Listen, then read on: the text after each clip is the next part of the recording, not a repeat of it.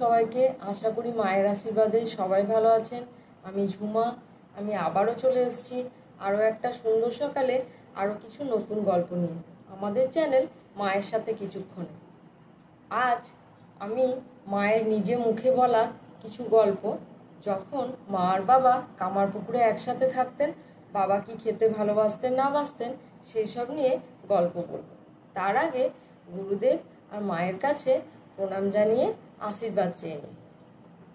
মা বলছেন, তখন বাবা সকালবেলা উঠে বলতেন, আজ এইটি খাবো, এইটি রেঁধো।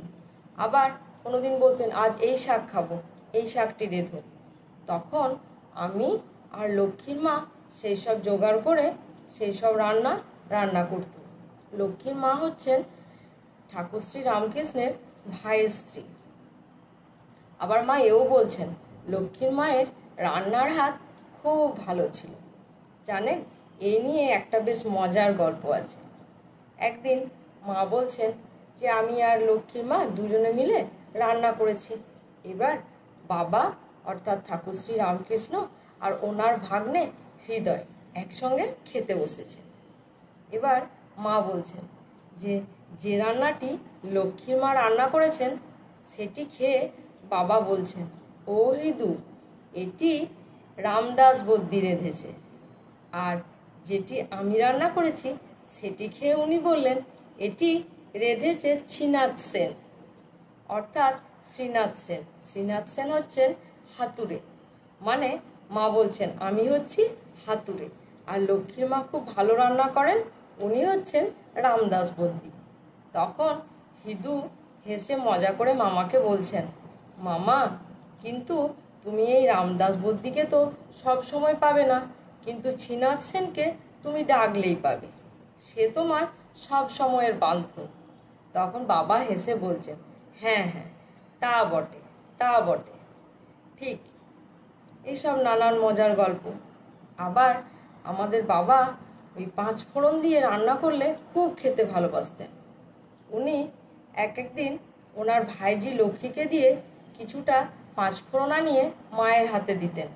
বলতেন, এই দিয়ে 5 মিশেলি ডাল রান্না করো, এমন ডাল সম্বুরা দেবে যেন শুয়োর গঙ্গায়। আবার আরেকদিনের ঘটনা কি হয়েছে, লক্ষ্মীর মা বলছেন যে মাকে বলছেন আর কি, যে আজ তো 5 ফোড়ন নেই, আজকে তো রান্না 5 ফোড়ন ছাড়াই করতে হবে। আর এই কথাটি আমাদের ঠাকুরের কানে গেছে। উনি সঙ্গে সঙ্গে বলেন, সে কি গো, 5 ফোড়ন নেই তো আনিয়ে নাও, যাতে যা দিতে হবে সেটা বাদ দিলে কি করে হবে।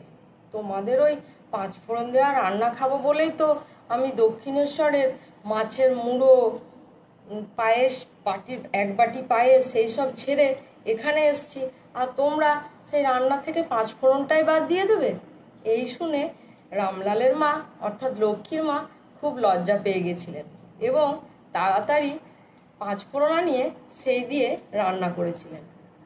আবার হঠাৎ করে একদিন বাবা খেতে তো ভালোই বাসতেন, একদিন মাকে এসে বললেন, হ্যাঁ গা, আমার এ কি হলো, সকাল থেকেই কি খাবো কি খাবো, রাম রাম, না না, আমার আর কিচ্ছু খাওয়ার শখ নেই, তোমরা যা রেঁধে দেবে আমি তাই খাবো।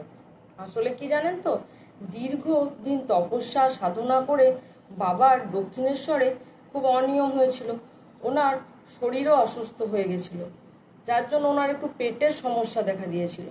আর এই কারণেই উনি কামারপুকুরে একটু হাওয়া বদলের জন্য এসেছিলেন। তো তখন মা আর লক্ষ্মীর মা ওনাকে নানা রকম রান্না রেঁধে খাওয়াতেন। তারপরে কিন্তু বাবার আর খাওয়ার প্রতি সেরকম আগ্রহ ছিল না।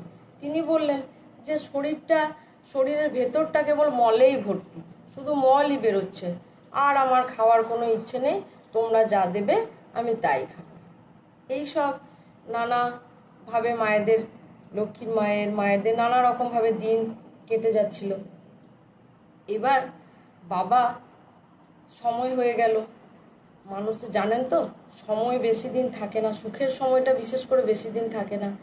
7টা মাস এইভাবে কেটে গেল, যেন 7 দিনের মতো কেটে গেল। এবার বাবার ফেরার পালা। বাবা চলে গেলেন দক্ষিণেশ্বর, আর মা চলে গেলেন তার বাপের বাড়ি জয়রামবাটি। আমি আরও কিছু গল্প আরও অন্য দিন এসে আপনাদের বলবো। আজ এই পর্যন্তই থাক। মায়ের আশীর্বাদে সবাই ভালো থাকুন। আর গল্পগুলো ভালো লাগলে চ্যানেলটা সাবস্ক্রাইব করে লাইক, শেয়ার, কমেন্ট করে দেবেন। মায়ের আশীর্বাদে সবাই ভালো থাকুন।